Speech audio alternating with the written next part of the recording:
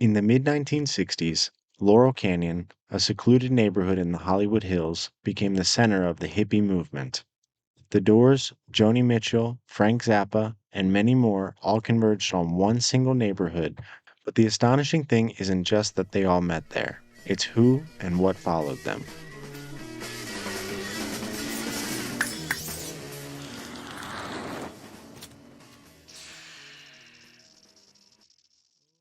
The story begins in 1951 with Project Artichoke. Senate hearings and declassified documents confirm that the CIA had been experimenting with LSD prototypes as early as 1952. By 1953, the project had transformed into something massive. Sidney Gottlieb, a CIA chemist, took control of the new program. In 1951, he flew to Switzerland to meet with Sandoz Laboratories. The CIA purchased their entire stock of LSD, 10 million doses. The CIA then commissioned pharmaceutical giant Eli Lilly to replicate the formula.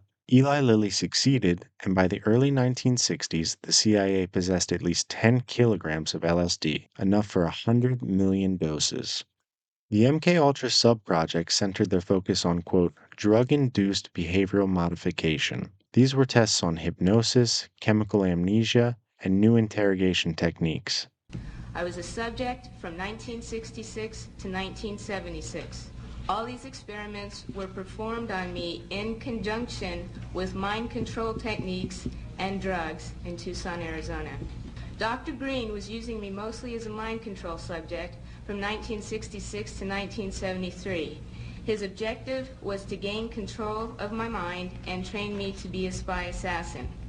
Once these substances escaped the laboratory, though, they merged with the psychedelic movement almost immediately. The flow of CIA generated acid into the counterculture essentially arrived in two waves. The first major wave was from Captain Al Hubbard. He famously gave Aldous Huxley his first dose and supplied Hollywood psychiatrists in mass.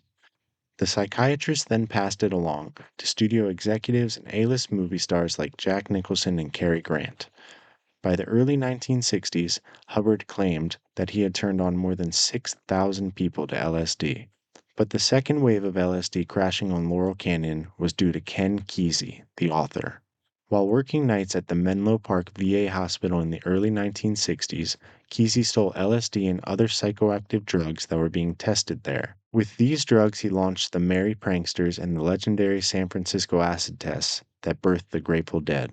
Between 1966 and 67, the Merry Pranksters, armed with high-grade acid and the Grateful Dead, repeatedly brought hundreds of doses of LSD to Hollywood clubs and private house parties in Laurel Canyon. As the scene's momentum in Laurel Canyon grew stronger, the acid pipeline burst wide open by way of Owsley Bear Stanley, the Grateful Dead sound engineer and clandestine chemist.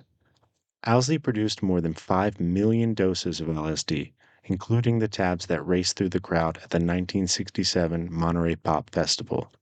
Stanley personally delivered thousands of doses to Laurel Canyon residents like David Crosby, Stephen Stills, Joni Mitchell, and members of the Doors.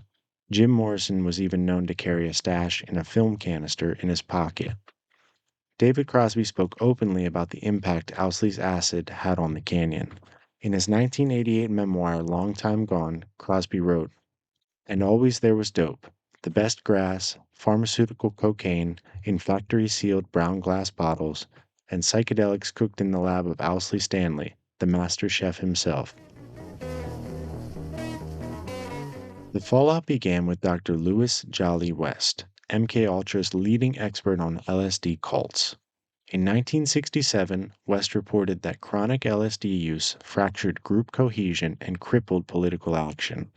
Soon, academics, doctors, law enforcement, and much of mainstream society believed the counterculture was just inherently chaotic and dangerous.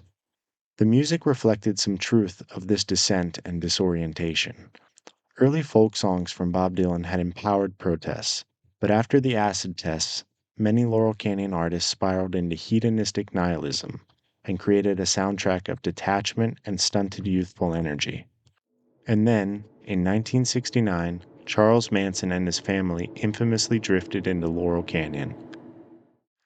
Charles Manson had lived with Beach Boy Dennis Wilson, He had auditioned for Neil Young and even pursued a record deal with Laurel Canyon bass producer Terry Melcher.